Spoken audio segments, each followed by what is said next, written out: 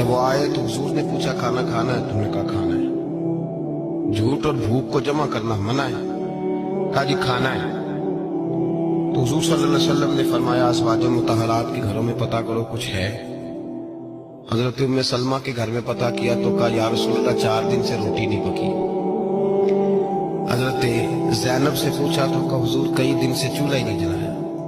حضرت عائشہ صدیقہ، حضرت میمونہ، حضرت سودا، تمام گھروں سے بظاہر یہ دو جہاں کے شاہ ہیں، پر باز کچھ رکھتے نہیں، دو جہاں کی نعمتیں ہیں ان کے خالی ہاتھ میں، ہر چیز ہے پر فقر اختیاری ہے، کوئی شے نہ ملی۔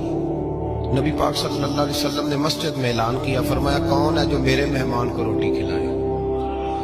ان لفظوں کا حسن کوئی حسن والا ہی سمجھ سکتا ہے۔ فرمایا کون ہے جو میرے مہمان کو کھانا کھلائے؟ تو ایک صحابی لے گئے اور